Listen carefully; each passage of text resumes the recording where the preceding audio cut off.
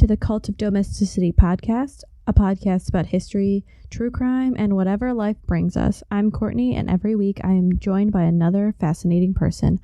Let's see what we're going to talk about this week. We're back with Lindsay from 33% Pulp, and I'm going to sing Lindsay's song again. Guess who's back? Back again. Lindsay's back. Tell a friend. That's tell my a song. friend. Tell a friend. The trail off. Nice.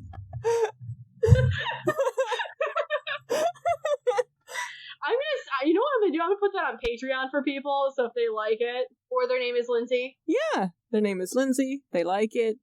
You know, I should put that on. We don't have a Patreon, but that could be one of our things.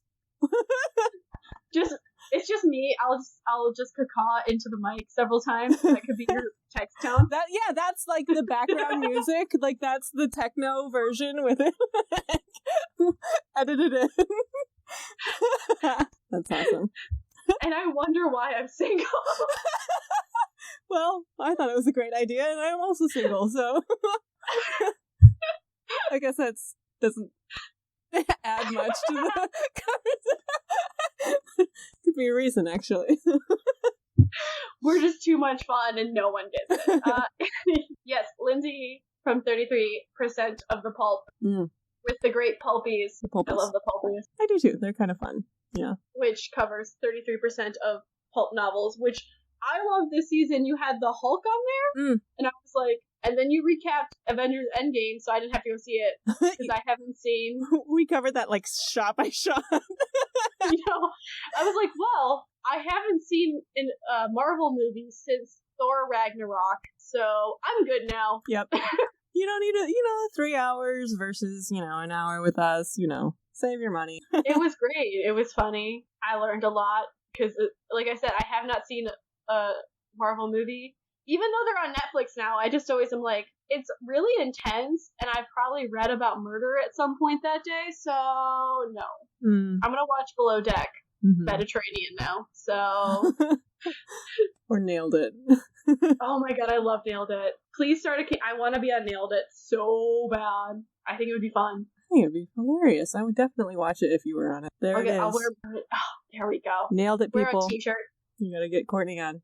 Yeah. Guys, let's start a grassroots campaign. By the way, Lindsay, because she just took a drink, speaking of shameless self-promotion, everyone, all my podcast friends will have to, if I get on there, they'll have to send me things so I can wear it. But Lindsay, we were talking before this, and she takes a drink, and I go, do you have a 33% Pulp sticker at the bottom of your beer koozie? And she's like, and then checked, and she goes, yeah? I totally forgot. Well, now that I'm remembering, it's because it's a circle sticker, and it, like, perfectly fits here. And so then I was like, that's convenient. But I totally forgot about it because it wasn't strategic at all. It was just like, oh, this is cool. Because it fits. And then she was like, are you promoting your podcast to me? Like, right now? I already listen consistently. Subtle, product placement. Yeah. And it just reminded me of the IT crowd. So that's another shameless promotion of things that are no longer on air. But yeah, let's get.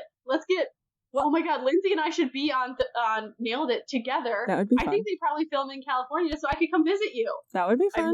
I've never been to Southern California. Never? I have been. No. Wow. Yeah. I went to the Redwoods, and then I had to make it to Chicago by Friday. So no, it did not happen that way. Yeah. There's stuff to see. Disneyland, because World is in Florida. Disneyland. I've been to the other Disney and seen the mascots without their heads on. We were marching, so we had to go behind the scenes, and it was very hot. Oh. So they were cooling off, so they had their heads off. It was very disturbing. That's a thing. Yes. Well, it was hot there, and it was very cold in the winter of 1846.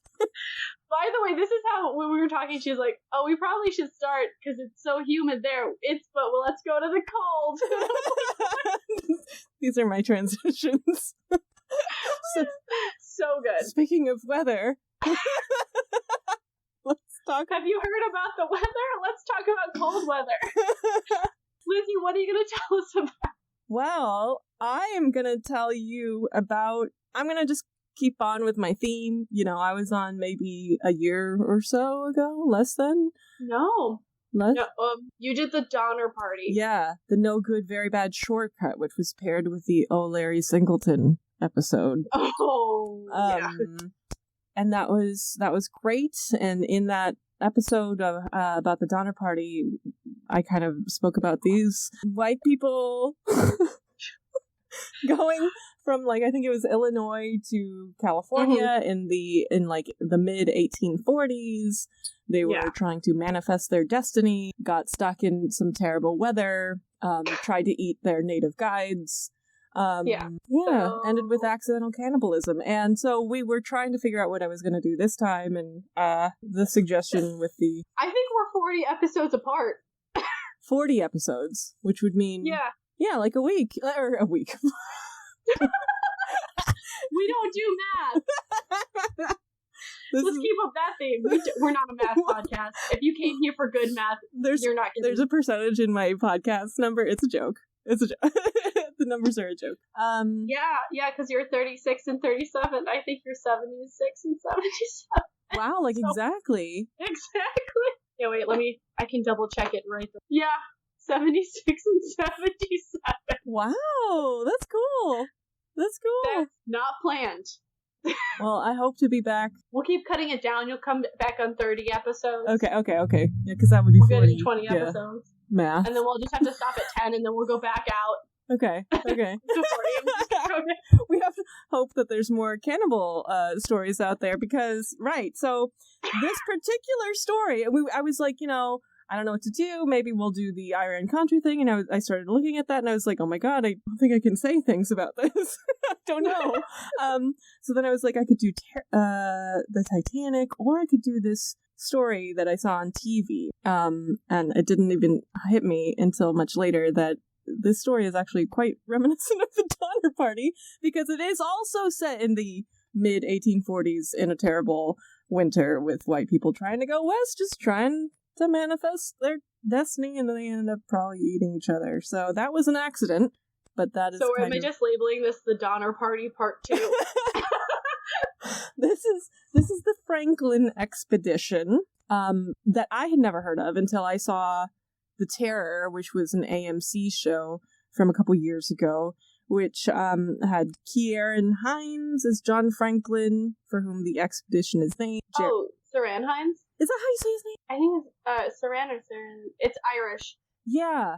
I looked up the pronunciation online, and the lady in the YouTube video said Kieran, but I have actually no idea, so... we should have asked the one Mens Irish Rea. podcast. Yeah, we should have asked Sinead. I'm sorry, Sinead. I'm sorry. It's my Russian episode all over again, where I know plenty of people who speak Russian, and I ask 0 people about pronunciation. So that guy you all know and love is in it. Jared Harris is Francis Crozier. Tobias Menzies is James Fitzjames. He's Edmure Tully. That's how I know him. So Saran Hines is the king north of the wall in Game of Thrones. Ah, yeah, Mance Rayder. Yeah. Mance Rayder. He's also in, I can't remember, he's in a Jane Austen adaptation from the 90s that I love. I think it's Persuasion. I'm going to go with Persuasion. He's amazing. Tobias is also in Outlander. Oh, is he? Yeah. He plays Claire's first husband and his ancestor back in 18th century Scotland, who was a dick as well. I am an IMDb for this shit, and I don't know why. My friends hate it. Because I sit there and we'll watch something, I'm like, I know him! They're like, but do you? And I'm like, he was in this, and this, and this, and this. I used to play a game with my sister when we were little. Like, we had to connect. It was basically 6 Degrees of Kevin Bacon, and we would just throw out 2 actors, and you had to, like, connect them. Okay, so Sandra Bullock worked with Keanu Reeves in Speed, and Keanu Reeves worked with Winona Ryder in, I'm sure, a movie. And, you had to, like, connect them. In the 90s, yes. Yeah, it was fun. Anyway. Jared Harris is in it as well. So that's how I found out about this general story. And in the TV show, spoiler, a giant monster comes in. And yes. I just sent you a GIF of the monster in the TV series. Okay, what is happening? So that's Toonbach, which is like apparently a kind of native monster. And in the TV show, this is kind of came out and ate a bunch of people. That didn't happen in history as far as I am aware of, but wanted to share that with you because it looks like a scary It looks, okay, listeners, description. Polar bear on roids. with a semi-humanish face. Yeah, that turns into a zombie bear, I'm gonna go with. Yeah, like over the course of the TV show, like it just kind of becomes more of a zombie bear type creature that is fairly scary. Yeah. You've just sold this show to me because I just watched Toxic Shark last weekend. Toxic Shark. So, yes, it is the 1840s, which was a big decade for British imperialism. Shout out to the last episode where we talked about this. Or maybe it was off mic, I'm not sure. British imperialism, aka my last 2 years at Miami. Boom. So you would know then that in the 1840s that they took New Zealand, Hong Kong, and they lost Oregon. With it, their northwest border with Canada. And so, oh, by the way, when you mean Oregon, you also mean Washington because it was the Oregon Territory. Correct. I had a whole evening program on mapping the Pacific Northwest. So Courtney's fun facts strike again. Yay! This is great. Yeah, so this is correct, right? Because above Oregon, as we know it now, it would be Washington, but at the time it was Oregon Territory. There was a debate about lines and where to draw them, and I think they were playing dice games to win them. I'm going with that. So I'm gonna go with George Vancouver fighting some American general to be like, I'm gonna go with Lewis Meriwether. They're rolling dice to see who gets which line. That is not historically accurate at all. But you know what? It's fun to think about it, the history. We can rewrite it. Someone please draw that, though, because that would be great. The intent for the trip, this expedition, which would become the Franklin expedition, was to eventually find a way to China. I have here written in my notes Canada, but I think that is intended to be actually China. They're trying to get to China. They don't... As everyone is. Right. They don't want to go to... their typical route at this point is like around the south of Africa. So down around Africa, up through the Atlantic. This seems like You're going the wrong way. No. So they're going around the Horn of Africa, through the Indian Ocean, around that to China, or they're going around South America to the Pacific Northwest and then not seeing land for a hot second and then arriving in China. Yeah, so they're trying to take a shortcut. They're trying to not go around Africa. They want to go, like, north instead of south. And so, wait, are we looking for the Northwest Passage, that elusive bitch? Yes, we're looking for the Northwest Passage. And so they are looking for this desperately. They want to cut time, obviously for financial purposes, and so they are sending these two ships out. Can I just say, capitalism at work? Let's save some money and kill some people. Yeah, honestly, like I think both of these stories with the Donner Party and the Franklin expedition, like this is capitalism. This is like people going out trying to make money and then eventually cannibalizing each other. Like this is capitalism. Like. This is how that works. Capitalism equals cannibalism. I mean, people say like zombies are like a metaphor for capitalism. I think so. I've never heard that. That's fascinating. Yeah, like so you kind of like now that you're in the system, now you just have to go out and like spread the system. So this was not John Franklin's first trip to the Arctic. Can I ask you a question first? Is he related to Benjamin of the I Love French Horrors Franklin relations? I don't think so. But, a lot of people probably like French horrors. And a lot of people are named Ben. So, I don't know. I can't say for sure. Also, this seems like the start of National Treasure 1. Another thing I don't know. But could Wait, be. Have you never watched the worst American history but best Nicolas Cage movie, National Treasure? I haven't, and actually when you first said it, I thought, you know what I was imagining? movie with Ben Stiller in the museum. So I think I really don't know.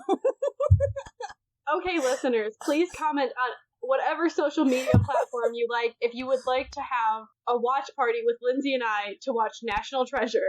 Because how has this not happened? Or like anything. Because apparently I feel National Treasure, Toxic Shark, Airplane versus Volcano. all these major cultural movements, I've just totally missed them. Lindsay can make me watch the show that inspired this. We'll watch one episode at least. So One episode. Yeah, I mean, it's a good show. You know.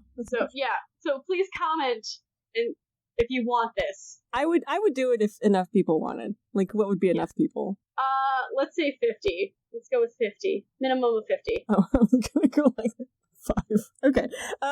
Yeah, 50. You're like, I just miss hanging out with you. We'll do 5. I just want to watch TV. It's summer. I mean, we can watch TV together without this. It's fine. We can watch it on Rabbit. It's fine. I know how to do this. I'm talented that way. Yeah, you are talented. You're multi-talented. So, let's talk about ship technology. Both the ships, one of them is called Erebus, and one of them is called the Terror. We got a Greek name. We got a straight up, let's go for it. Ship technology did not include answer Bs. They did, however, include scientific instruments, navigational tools, a hand organ, one per ship, daguerreotype cameras, and one pet monkey called Jacko. Why hand organ? Okay, yeah, I'll get there like later, but in general, both of the ships were very well stocked with things that would keep the spirits up of these men. So, gotcha. Yeah, like they carried a bunch of these things, even off ship, which became problematic. I'm assuming they had an octet or a sextant for navigation purposes, or these words sound like they belong on ships, and so these are random knowledge Courtney knows again. Sorry, it's like ways to discover, like to map. So to see, like it's just variations. Like it looks like a U, the triangle. And then you can use it to determine the angle of the sun based on, you take the lens and you see where along the line. Oh. AKA the curvature of the Earth. It is. Again, random facts I know. That's kind of cool. Yeah, well, both ships had, at the time, like, cutting-edge technology for the time. Which, another fun fact, if you are in rough seas, it bumps them around and takes off the accuracy. It kind of fucks with the accuracy. The whole thing is supposed to be still. Yeah. So, just put it in some packing peanuts, in a box with some more packing peanuts, in another box with some more packing peanuts. I guess in this point that would be cotton. So put it in a box with cotton, then another box with cotton, and another box with cotton. Cotton, yeah. Not very good for this trip either, but we'll get there. So both ships had massive amount of provisions. So I have a ton of numbers here. I'll just kind of skim through them. So they had 36,487 pounds of ship's biscuit. Oh no, that's hardtack biscuit, and it's gonna mold and be gross, but you're still gonna eat it. It's gonna be hard AF. You're gonna put some water and soften it up, and hopefully it doesn't have weevils. Sounds disgusting. They had over 36,000 pounds. They had over 33,000 pounds of tinned meat, like veal, ox cheek, and roast beef. They had over 32,000 pounds of salt beef, almost as much of that as pork. Over 20,000 pints of soup, over 9,000 pounds of chocolate, almost 9,000 pounds of preserved vegetables, around 5,000 gallons of ale and porter, lots of lemon juice in the form of 9,000 pounds of it, and 200 gallons of wine. Lemon juice is scurvy. Yes. Lemon juice is scurvy. The chocolate is fascinating because a century earlier, you might not have that much chocolate because chocolate was still a rich man's game in the 18th century, but the 19th century, you see it becoming more widespread, and by the 20th century, during the World Wars, it was a treat. Like, it's a common treat that would be in soldiers' rations. I love that there's salted meat, because salt, if you don't have readily salt mines and stuff like that, it's very difficult to make. Basically, you're going to take salt water and boil it down to salt. Really? And, stir it, and, yeah, it takes a hot minute. That's what Lewis and Clark did. Again, another Courtney fun fact. Well, this is why you have a history podcast, because you know all this stuff.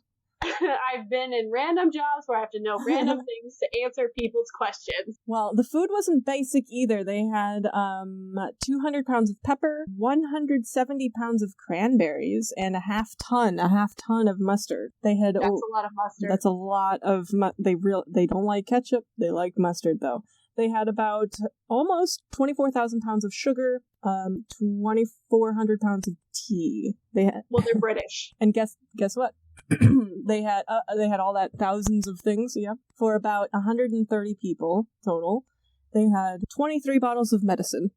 I just love the rationale. And you think I would be shocked, and I'm just like, no, that sounds about right. We need more tea than medicine, because medicine doesn't count as much as tea. I'm just like, look at how prevalent sugar has become, and I would actually be curious how it's stored. Is it in cones? Is it like in bags? Because sugar can get iffy. I don't know how a lot of this was stored, except for the meat and the tinned vegetables, which became an issue because the provider of the canned goods, a few years later, was caught in a scandal because he was so bad at canning that apparently in 1853, so like 8 years after the trip that I'm going to tell you about, one ship had to throw like over 1,500 pounds of horrifically putrid canned meat overboard. Well, you have to think about it. Canning in the 19th century is a very new idea. Mm-hmm. So this is where we're getting, he's one of the first canning providers, which is why he's still getting contracts, you know? So 18th century, canning isn't really a thing. We start getting the industrial revolution in the 19th century. Cans kind of become the necessity, and it allows, if you can do it well, it allows for people to get vegetables and things year round, which if you could get vegetables and say lemon juice year round, hey, scurvy's not a thing. We like not having scurvy and vitamin C and D deficiency. Mm-hmm. It's great. Right. Not having scurvy is something I'm very happy about. Yeah. Yeah.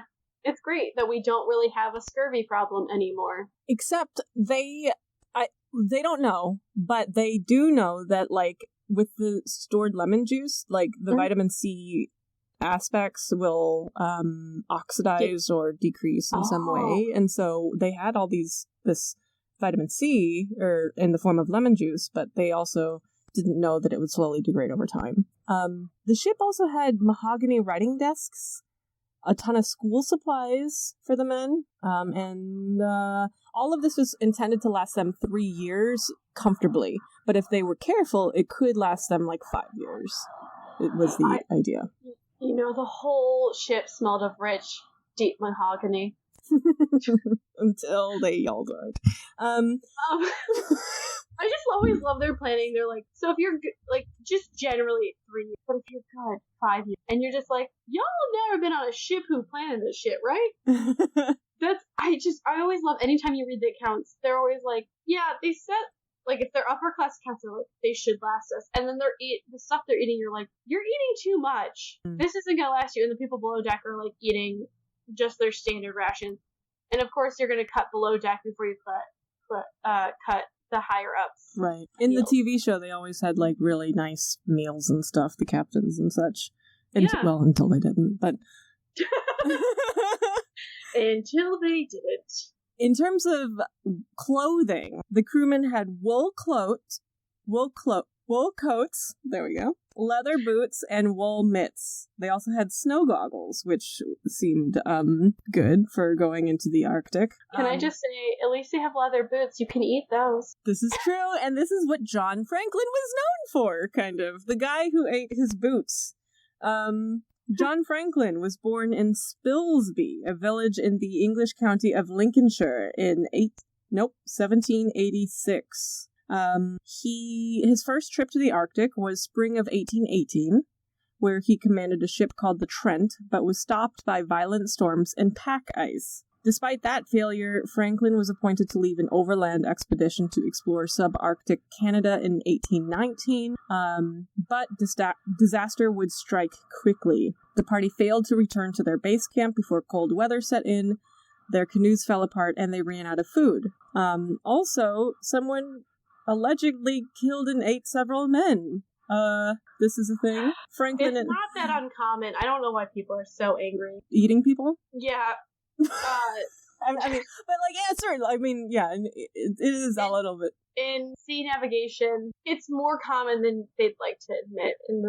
Because if you think about it, if your ship stops, it's disabled. What are you going to do? You have to wait for a wind. Eventually, you're going to run out of food. You're going to run out of birds. Sorry, there was just a giant clap of thunder above me. You're going to run out of leather. You're going to run out of anything you can eat. Say you get stuck on an island. Navigation has been very dangerous for a long time, so people who say we haven't been eating each other, I call bullshit. It's all meat.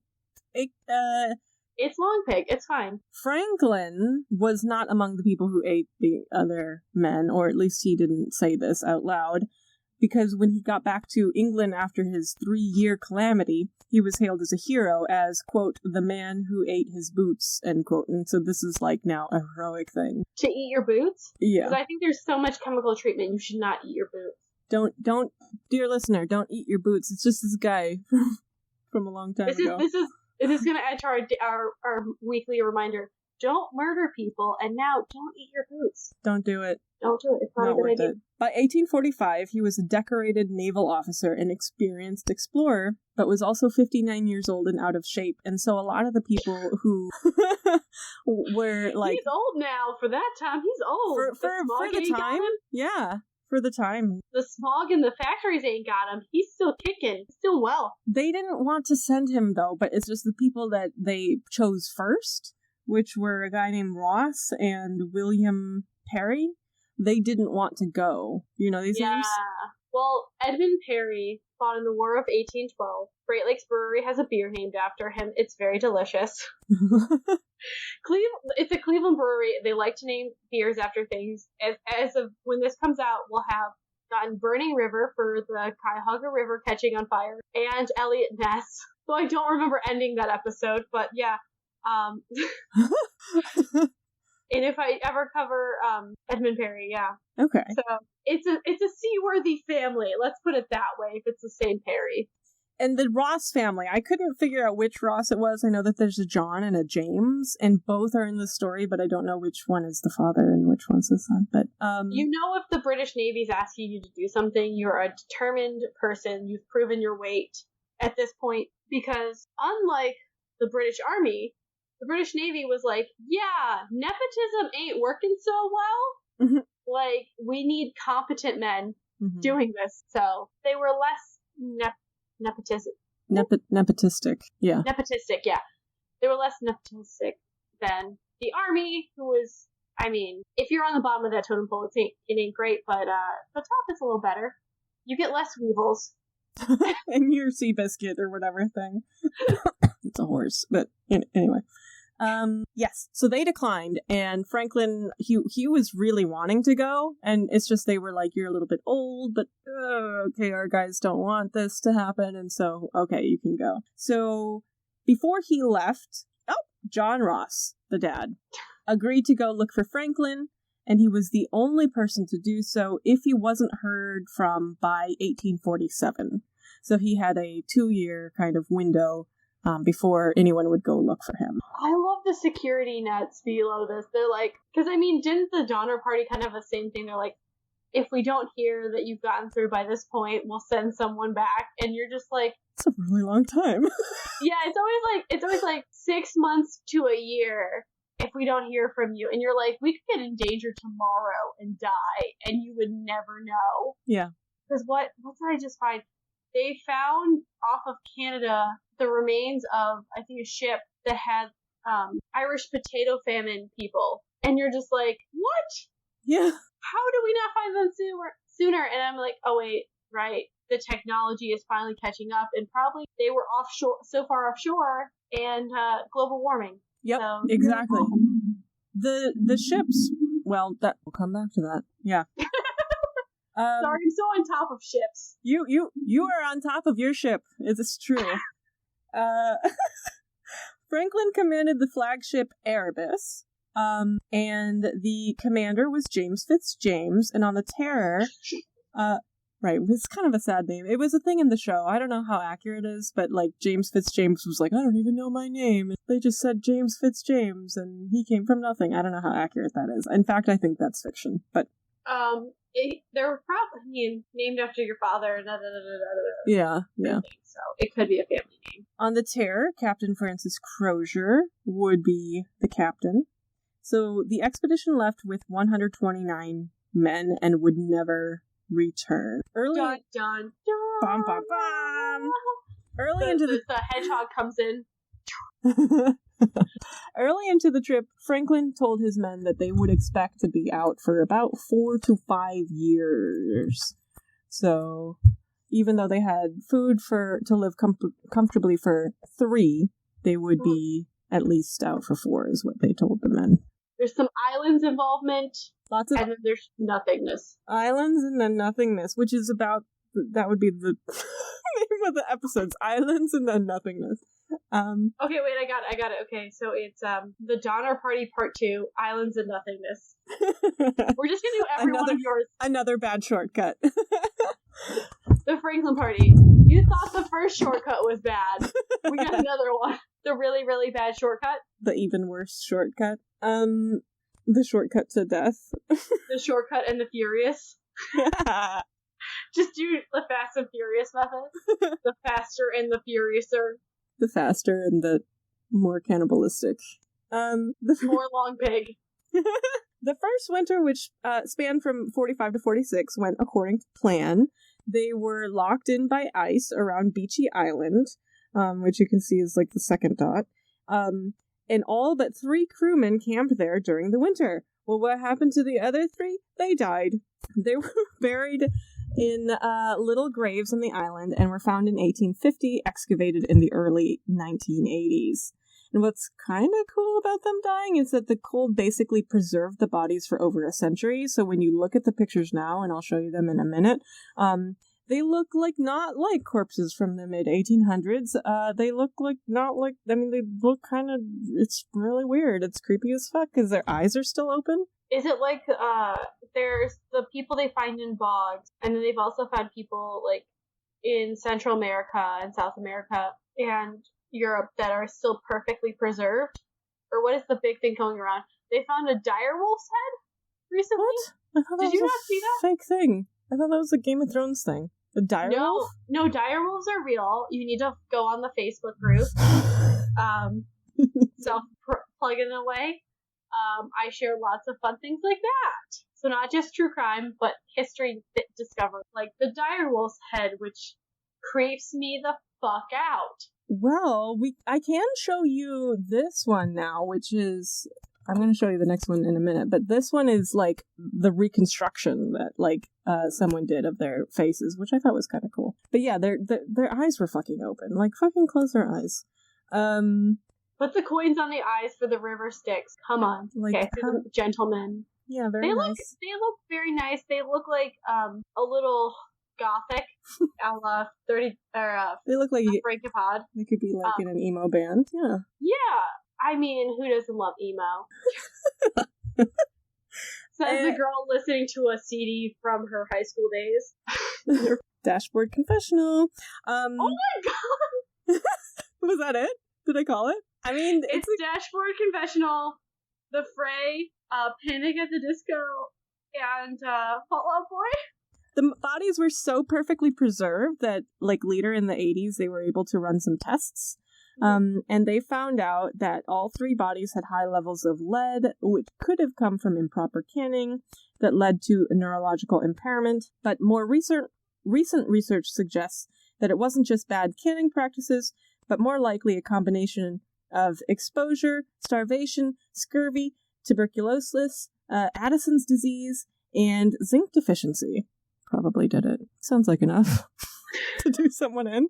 I'm sorry, it sounds like you just rolled some dice. You're like, what diseases do they have? One of these. Do you want to see the mummy, the dead bodies? Yes. Okay. Yes, I would. Please show me some mummies. So, I picked this picture as the one because I liked how this particular person had, like, drawn little diagrams and stuff.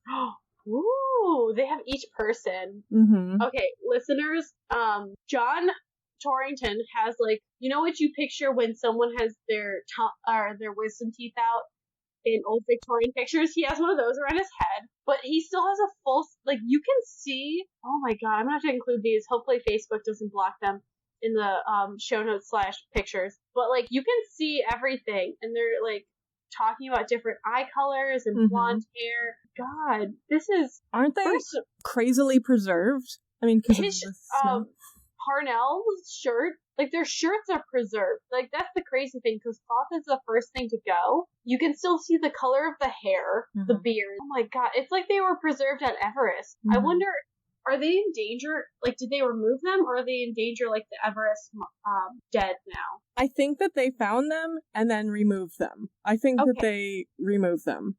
The graves still exist, I know, but I think the bodies aren't there anymore. Yeah, because I know that the problem with the Everest marker death now is because of global warming, that the mountain is heating up, so bodies are starting to decompose on the mountain, which, if Maxwell from Relic does an episode on Everest dead... I think I listened to that one.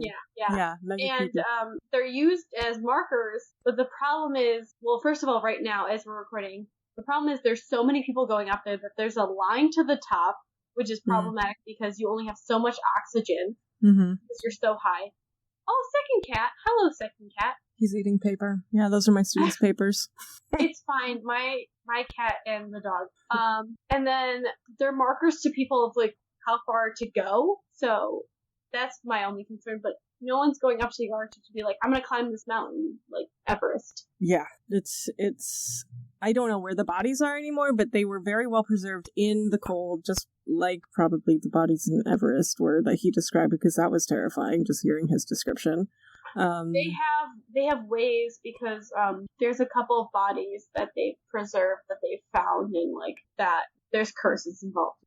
You know. I've shared it with Maxwell. It hopefully will be an episode that's not involving Nazis. For season 1 of Relic is all Nazis, in the way that I'm okay with it, and that we barely talk about Nazis. No Nazis in this one. There is winter, though. And they did... I'm sorry, all I thought was, winter is coming. Winter definitely came. And then it passed. All over this bitch. It did, unfortunately for these men. Winter came on them. Hard. They resumed travel, but then got stuck in ice again, September 12th, 1846, so a few months after, north of King William Island. And the following May, a party of 2 officers and 6 men left a note in a cairn, which is apparently something that, like, they would build with stones around. Yes! Yeah, like, in cold places, so that it would, like, leave a message or whatever. So there's a single piece of paper, and the first thing that was written is they wintered in 46 to 47, though historians think that this is an error, that it was actually 45 to 46. And some take this as a sign that they were already going crazy. Like, dates are wishy-washy, timey-wimey. Let's not lie. Timey-wimey. But the creepy thing is that the original note says that all's well. It didn't say, like, people are dying or anything. It said all well. And so I'll send you the picture of the single piece of paper now. Yes, give me the spooky shit. You'll also see that there's more text that I'll get to in a minute. Oh, wait. Okay. So... the top half of it? Yeah, the top half, like, in the lines, is the original note. And I'm going to read it because I sadly have this ability. Having wintered in 1846 at Beachy Island. What? Beachy. Beachy Island. In latitude 74, 43, 28, lightning. North, longitude 91, 30, 39, 51 west. After having ascended Wellington's Channel to latitude 77 degrees and returning by the west side of Cornwallis Island. Wow. Welcome to my life. Yeah. So it ends with all well, like the actual text. That there's additional text that I'll get to in a minute. All around. By the way, there's some printed text and there's some written Oh yes. up each side. I should mention, if you ever need help reading this kind of text, unless it's pre-18th century, I'm excellent at it. You did a really good job with that. I was so impressed. Especially after what I drank. I'm on my third glass of wine. That's fine. I'm on my third beer, so, we're all there. We're all there, but we are John also Courtney all well. can still read. Can't do math, but... I can't do math, but I can read 18th, 19th century texts and handwriting. So, all well in 1847, yes. Oh, no, all well, but in 1847, spring and summer never came to the Arctic. So they were stuck there for 18 months. Meanwhile, John Franklin died on June 11th, 1847, still stuck on the ship. Okay, I'm sorry, he's lucky. Because honestly, if you think about it, so this is past the little ice age. So we're starting to get a thaw. If you're still having that hard of winters, you need an icebreaker, which those ships probably weren't made to be icebreakers. Mm-hmm. They don't have a steel or iron hull to break up the ice. At least one of them. You're fucked. Mm-hmm. Fucked. They were fucked. You're right. Again, random knowledge, fun facts. You know so much about. I'm surprised you hadn't heard of this story before. I feel like I've heard remnants of it, but I've never heard in depth. Wow. Thesis was 18th century lower class individuals traveling on ships, and then last summer I had to learn about mapping the coast of the Pacific Northwest, so I know a lot about boats. Okay. And maritime culture. That's cool. Like a fuck ton. Like, other knowledge. Like, probably more than crime knowledge. I know more about 18th century maritime. That's awesome. Like, that's cool. So Franklin died in 1847. By spring of 48, they were still stuck, and they were without their original captain. But now Crozier, who was captain of, I think, the Terror, is now like the main captain, with Fitzjames as his second in command. They decided to abandon Erebus and Terror in a last-ditch attempt at survival, and then they hoisted boats on sledges, and packed them full of like shit of things. And then they would carry them across the Arctic. My question is, did they have dogs? What did they have? Okay. They did have one dog called Neptune, and they had a cat that unfortunately did not have a name. So they fucked. They more fucked. Mm-hmm. Unless they meet some kind natives who, I'm not gonna lie, are gonna be fucked for meeting them, but still. It was sad times for the Inuit, yes. So in April 25th, 1848, this is when they write the text that you see around the picture, the letter. Would you like me to read it? You can, or I have the actual text here. I didn't say this before. I have the. Do you want to just show off? I can show off. Let me download this, though. Okay.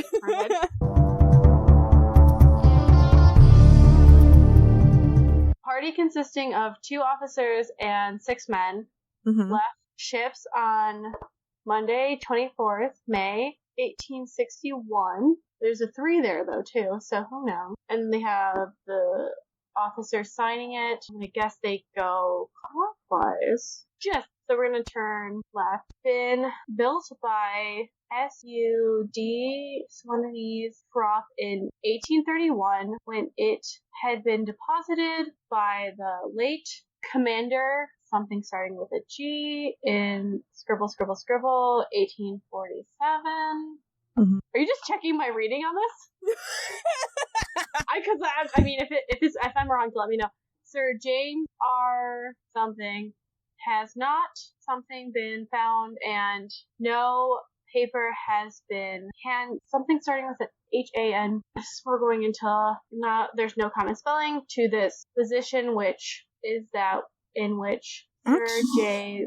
Brusher Pillar was erected. Am I going the wrong way? I don't know, but actually there's more text on the actual letter than the transcript that I have. So I wonder if your reading of this is actually more accurate than what was in this book that I got this from. Sir John Franklin died on the 11th June 1847, and the total lost by death. Oh wait, I gotta chart it again. I'm just just impressed with the level of intoxication I am that I'm still reading this. But I'm going to say 5 deaths. In the expedition has been, to this date, officers and 15 men signing, and 26 5 back. Fish or frish? Fish. Fish. Some other word. James. Going on to the next side. So we're on the last portion. If you're gonna, I'm gonna post this, but if you're following along. Oh wait, no. Fucking hell. They wrote it the same way, so you can't keep turning the page and reading it. It's really tough to read, so... On this portion, basically, the corner is... Let's put it this way. The corner has been bitten off, the page edges are trimmed. I'm gonna still try to read it, and then you're gonna read what the book has, to see if I... 1848, the Temers and Embers were deserted on the 22nd, something out there, 5 leagues northwest of this, longitude been beset since 12 September 1846. The officers and I want to say criers, or some sort of term for probably native people soldiers. Looks like a CRERIYERS, continuing of 150 south under the command torn off FRM. Okay, so it's someone's name. Tracer landed here in latitude 69, 37, 42, longitude, where cut off again because you're going back to the corner, where mag found by Lieutenant, someone's name under the cairn supposed to have, and that's it. So I'm guessing I started backwards. Well, yeah, I don't know where you started, but again, you have more words here than what I have. Like, I mean, you've read more words than what I have on the quote-unquote transcript. So this is what I got from a book. April 25th, 1848. H.M. ship Terror and Erebus were deserted on the 22nd of April, 5 leagues north-northwest of this, having been beset since the 12th of September, 1846.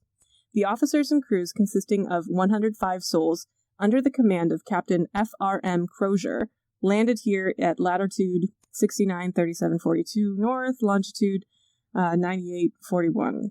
I don't know. That was the last portion I read. Okay. Sir John Franklin died on the 11th of June, 1847, and the total loss of deaths in this expedition has been, to this date, 9 officers and 15 men, and start tomorrow, 26th, for Back's Fish River. That's all I got. So you got more than... Okay, so they guy. read, basically, they have transcribed each side of it. They haven't done the top and bottom. Ah, yeah. So I think that's just, the top and bottom are like, this is what's left, the officers sign it, and you move on. That's just, which is really sad, but I'm not shocked. Yeah, I mean... As someone who's read several of these in print about people who are abandoning ship and there's dead, and we personally think it's hard, but I'm like, okay, at that time, you could die in infancy, you could die as a teen, you could die as an adult. They're just like, you know what? It's sad, but we have to move on. We have to survive. Yeah. It's survival mode at this point. It is survival mode, and yet when they do abandon ship, they take a lot of things with them, such as piles of books, silverware, desks. That's what they put into the boats that they were hauling now with their bodies. $1 bills, y'all. Across the Arctic, which couldn't have been so good for their physical condition. No, you're weak, and I would say everything except for the desks, I'm like, seems fair. Books are rare, you can sell the books. Silverware? Oh, that's probably real silver. You can sell that. The desks, nice, but that's too much physical exertion versus monetary gain. I was thinking of it more as like creature comforts, because a lot of the planning went into like their mental resilience or whatever. Like, so they wanted them to take quote unquote classes or whatever on the ships and stuff. And so then I was thinking, oh, maybe they want to just take the books with them so they can keep learning or something. Like, I don't know. I feel like they're starving and in the middle of nowhere. Like, stop. You can eat a book. Learning things. You can eat a book. All right, so around this time, they abandon their ship, and they're carrying these boats full of desks and books and things, heavy things. And it's around... It's me carrying this shit. It's like, I don't know, I just feel like, wouldn't this be around the time when would mutiny or something and be like, why am I carrying this desk across this snowdrift? but as it goes. They run into... Did they not carry food at all? They must have. They did. Because eventually later, like, cans were found all along the coast and stuff. So they must have. That's how they did it. Probably one boat with books and desks. The other boat was food. I guess. It seems like the nerdiest haul ever. Like, just take care of yourself first. You know? Boats, food, and books. Boats, food, and books. Boats, food, and books. What else do you need, really? Probably not even boats, but in this case they need boats to get them contain everything. Yeah. Contain all the books. You know it's just some dude's to read pile in that one boat. I always wanted to read this. I will one day. They ran into some Inuits who were kind to them, and they said, hey, you know, this wool, like, when it gets cold, yeah, that's not good for you because it's gonna freeze. And it's basically wearing, like, sheets of ice. And so the Inuits, like, help show them how to wear, like, leather fur things, which was better for the weather because if you were sweating, it wouldn't make you colder. It would just kind of actually sweat less, according to what I read. So basically you need baby seals or polar bears to not die. To not die, yeah. Because, well, I mean, that makes sense because think about it, if you sweat in wool, it absorbs the sweat. If you're in a really cold region, it's gonna freeze. And like leather and fur have this membrane that prevents that from the oils. So yeah, that makes sense. And by this time the wool was starting to disintegrate. So they were patching it up with flannel. Hey, cotton. So basically every great adventure story ends up with them eating their clothes disintegrating, and them wandering around naked looking emancipated. Lewis and Clark did it. The Donners did it. Most people do it. Don't feel bad. No, it's fine. You know, it means you're an adventurer. You know, you're naked. You've eaten your shoes. You're a hero. If you're John Franklin back in the 1840s. Yes, they ran into the Inuits. They helped them. In exchange, some records say that the sailors gave them things like nails, which were not really heard of in Inuit culture, I guess. I don't know how much ironworking has come into that region. Yeah. Because you need to work the metal, and they're not concerned about that. So, meanwhile, there is discussion now around this time about where the fuck are these people, and probably Charles Dickens wrote it was probably the Eskimo. Killing everybody. Charles Dickens wrote in his magazine Household Words, quote, "No man can, with any show of reason, undertake to affirm that this sad remnant of Franklin's gallant band were not set upon and slain by the Eskimo themselves. We believe every savage to be in his heart covetous, treacherous, and cruel," end quote. I'm glad that both of our episodes have slight racism in them. This is, for both of them, they're, like, super racist. Like, this is, like, do you like super racism racist. And talking about historic things? Cult of domesticity. The cult of domesticity. We're going to talk about it. We're going to confront it. And we're going to eat some breadsticks. That's wonderful. Eat some breadsticks, hear about some racism. This is the show. Boo. Yes. But Lady Jane Franklin, she's actually, if I had more time, I would have told the whole story from her perspective. Because around this time, she's like, where the fuck are these people? And shit needs to be done. Where are he? Can I just say, yas, queen. Yeah, she was like, literally, she went to the US, she went to fucking Egypt, she was talking to Benjamin Disraeli, she made friends with Zachary Taylor, who was briefly our president, before he died. Yeah. Jane Franklin, so she was like going all around trying to get, and on her US trip, I thought this was funny, she was like, the US is a terrible place where everyone is quote unquote hurried. No one is happy. Europe thinks that about us a lot. I'm not gonna lie. Oh yeah, they do not like our lifestyle at all. I mean, yeah, everything is very hurried and busy, and she was like, the phrase "Merry England" never resonated more with me. Something like this. You know, England is hurried, but like you still have like everyone's like, oh, let's meet at the pub, let's relax. The U.S. we're never like that. Like even our drinking culture is like, hey, you want to go chug back some beers, get blacked out, Yeah. and then forget the weekend and then go to work on Monday? Yeah. That sounds good. That sounds fucking horrible and hungover as shit, but yeah. Yeah. America! Dislike. This is... It was a big thing, though. People were really wondering where these ships were because they were so fancy for the time. And, like, so there were these paintings, like, even as early as 1851. That's the one that I sent you just now. They were like, should we go after these guys? Because they didn't want to go out. Because they were like, well, there's enough food. And, you know, and Jane Franklin's like, what the fuck? They haven't been heard of in 4 years. Like, Sorry, you just sent me a bunch of white dudes pointing at maps. Yeah. I did. That is an accurate description of this painting, is white dudes pointing at said maps with further white dudes in portraits staring behind them. They're like just looking off into the distance, some of them like just looking. Like the one guy in the middle. Like 2 guys in the middle. 3 guys, 4 guys. They're all just thinking about it. Like, should we go point at this map? And Jane Franklin's like, what the fuck? Like, yes, because what the hell? So she actually started using some of the money that they were giving her for John Franklin, and she launched this massive expedition to find them. The quote, "The Franklin search, grandiose yet hugely ineffective, has been called the most extensive, expensive, perverse, ill-starred, and abundantly written about manhunt in history, based on information from salvors who plumbed the depths for wrecks with the zeal of prospectors digging for the next motherlode.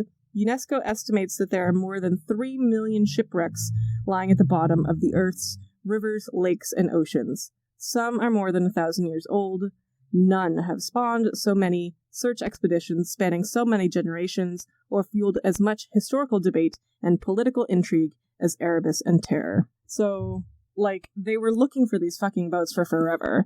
And these amounts, these monies that I sent you, I sent you 0 monies, but I sent you pictures of dollar amounts, pound amounts, were like millions in that time. So and this was largely driven by her and her efforts to find John Franklin. You need you a wife like Jane Franklin. Like Jane Franklin. And it's so sad because she kept sending him, like, writing him letters and stuff, but, like, a lot of them were, written after he died, because he died in 47, and so it's kind of sad. And she had fully supported him in all of his efforts. She was like, this is what you love, you should go do it. Like, and you're good at this, so you should do it. I think it's so hard to find someone who is like, I'm going to support you in everything you do. And he found someone who was like, I'm going to support you. I'm going to keep writing you fucking letters, even though I don't know if you're dead or alive. And I bet you they're preserved. And she sent him, she sent the first search party for him and everything. And so I thought it was good. This was found in discovered in 1945. So this is a bunch of skulls. So this is probably after they left the boat. Mm-hmm. I mean, the ships, and they were like, had just kind of gathered a bunch of skulls, I guess. So they found the ships finally in 2014 and 2016. I remember them doing that. I remember it was big news. Mm-hmm. But if you have to think about the skulls, why they're all collected, they probably buried a bunch of people together and under rocks because it's snow and ice. Warming is happening, so it's melting. Oh, I see. So yes. So then the ice melted, and now there's just a pile of skulls. Mm-hmm. That's sad. Because if you don't go past it, you wouldn't notice it until, like, it melts enough. Like, it probably was melting enough that they could decompose, but not melting enough that people could see them because there's still some snow around, so they're like, oh, snow. Mm-hmm. Mm-hmm. Yeah. And that's why they think that they found the boats, like, just somewhat recently, right? 2014-16 is because of global warming. Because now they can, like, search better. Well, also technology, but, like, now there's not ice every fucking where. Which is, I mean, it's the cycle of the Earth, plus we should be concerned. Yeah. Yeah. So they found the boats, and they're like, oh shit. Boat. Yeah, but they were completely fairly, like, intact. So it confirmed that, like, they just abandoned them, you know? In addition, they somewhat, like, there's really more recent information where some of the bones that they found, some of the bodies were apparently had female DNA, and it was European DNA with the bodies from the Terror and Erebus. And so, but the speculation is, well, these are probably women, females, but they think that 4 out of 130 people is like way too much, like to be on a ship. So that is like more recent, as in like the past couple years, like even more recent than the ships being found. So they think maybe the ship, people from the ship blended into the Inuit community, had children. The article that I read, which was from a very reputable source, such as something like the Daily Mail or something, was suggesting that they thought that there were women on the original ship. I mean, it wouldn't be, in that period, depending, it wouldn't be uncommon. You need laundresses and stuff like that, but it depends how frequently their DNA pops up. Uh-huh. My thought is, if you're walking away, there could be lower class people who are like, fuck you. These people seem to know what's going on, convinced to get the trust of the tribe and surviving that way in 1s and 2s, maybe 3s. Uh-huh. So maybe not everyone died right away, but interbred, intermarried. And with the Inuit communities, one of the reasons why the search for these ships was so stalled was because they were disinterested in the Inuit, the native people's accounts of what happened. I mean, one of the accounts was like, yeah, they were all camped out and basically eating each other. And they were like, well, that's ridiculous. And so they didn't believe them. And that's one of the reasons why, they were like, well, probably the Eskimo did it themselves, So, but that's basically the story. Of course, there's much more. A lot of this information came from Paul Watson's book, Ice Ghosts, The Epic Hunt for the Lost Franklin Expedition. And that, I think it won the Pulitzer Prize. It was a good, fast, quick read. I mean, at the end, it was more about the search for the boats and everything. And it covered how, it wasn't until they actually embraced the oral tradition and the histories that the Inuits had to offer that they actually made any kind of real progress. So, I mean, that makes sense. You see towards the 70s, 80s, 90s, you see this change in history where oral histories are taking more of effect. Looking at the lesser than histories, not looking at the great man histories to figure out things. So that would make sense that at that point they're like, okay, let's look at these smaller histories. And I've talked to people who've done, can't remember her first name, Achebe. She came to interview at Miami when I was there, and she was talking about how she'd go into Africa. She was from Nairobi, and like talk to these people about the history of the African people, but using oral histories. Oral history is an amazing resource if you compare it, like, okay, do it oral history, then compare it to, if you can, documentation. This is what I love about history. At this point, the field is like oral history. You can combine it with written history. If there isn't written history, you have to detangle it, and it's all about figuring out how to detangle it. And the historians who probably detangled the history for this realized, oh, they know where the ship is. They can lead us. Just think about it. They probably have scavenged that ship so many times for things and went back there. It was a marker. Before they sunk, yeah, for sure. Yeah, and you think about it, those cultures are so rich in oral tradition that we don't, which reminds me of my African history class, it's the westernized culture thinking if you don't have a written history, you don't have a history, which is a very 18th, 19th century view of history. But if you don't have written history, it doesn't mean you don't have history. It just means you need to detangle it from stories. Mm-hmm. Which stories can elaborate, but it can also bring a richer view of history. Right. So it was the problem with Africa, but not Asia. It's the problem of Inuit cultures. It's a problem of pre-American cultures. Mm-hmm. Europeans like paper. Right, and that's the thing of it, too, is, like, things have been documented. It's just not been written down in a way that, like, makes sense to people from the West. Like, I know that there are other kinds of ways of documenting things. Like, there's that language in maybe Peru or South America where they make knots, And that's a totally legit form of knowledge transmission. Like, but it's because people aren't literate to, in how to read that, it almost like it doesn't exist, or dance is another form of language or communication, and people just can't read it, and so they're like, oh, that's fun and cool that you can do that, but they're not fully understanding the role that might play in terms of marking history, marking culture, marking, things beyond just moving one's body, what it can symbolize. Yeah. So you brought me now, I love it, because you brought me a mix of Western culture when they set out and a non-Western culture to finish it. It's two different types of history, and I've done several different types of history. Maybe not in this podcast. I've tried to bring more, but it brings me great joy to show, like, hey, maybe your history isn't written down. Your history isn't what you think, but there's still validity in stories and retellings and all of that.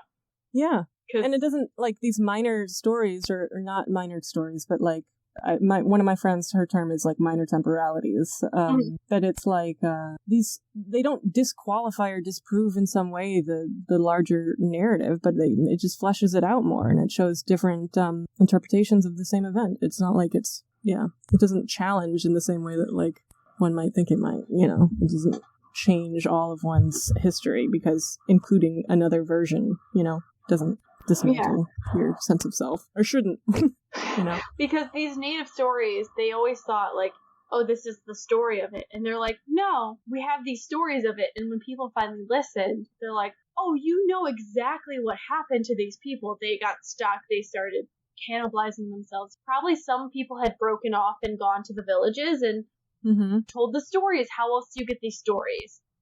And it's very similar, sorry to go back to this, Lewis and Clark, where they said, these people helped us because of so-and-so, because of this, because of that. And granted, those are white men's stories, but if we had the other side, think about, they would be like, oh, we saw these, like the Chinook Indians helping them out at the mouth of Columbia. They're like, we saw these poor white men huddled in a cave trying to combat the Great Columbia River, so we sold them salmon. Like, they didn't know about the Columbia has tide as well as seasons, and they were here in the wrong season.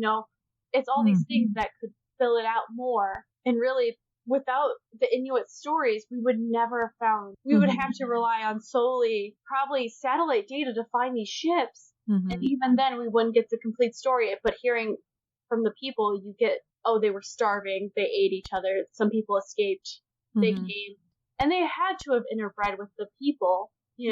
There's speculation that Crozier, the second captain, because they never could determine what happened to him, and so there is some speculation that, like what you said, that he just broke off and became, integrated into the Inuit communities there.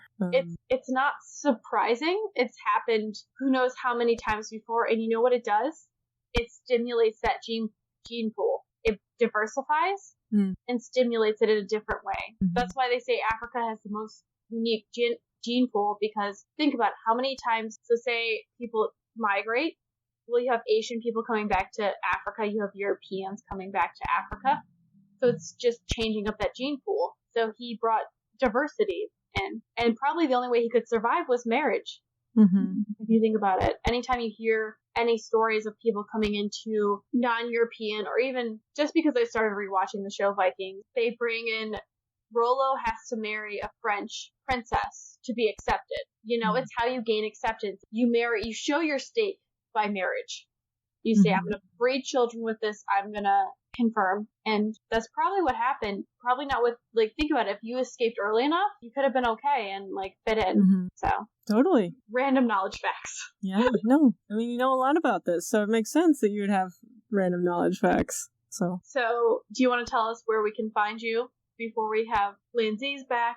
The closeout song.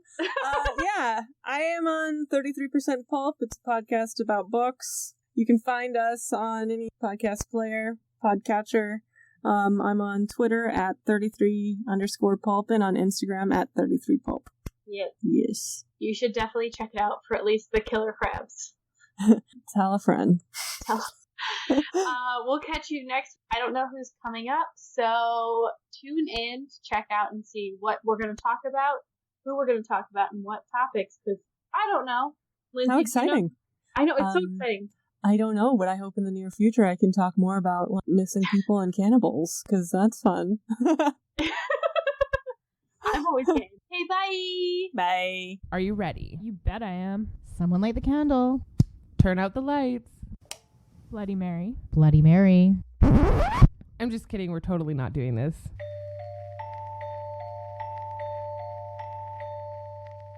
Welcome to the Lady Dicks podcast. Season 2. We're about to rain some seriously weird shit down on you. Pirates. Witches. And lots of bitches. More ghosts. I think they prefer to be called specters. Mummies. Lots of mummies. The wrapped in fabric kind, not the pack your lunch kind. Gangstas. Like Gangs of New York. Like Al Capone. No Leo. Ships. So many ships. Okay, so here's the deal. You can find us on all of your favorite podcasting apps, Stitcher, iTunes, SoundCloud, and even Spotify. Seriously? Yeah, we're on Spotify. I mean, granted, I don't have Spotify, so I can't check. Well, search the Lady Dicks podcast on wherever you listen and you'll find us.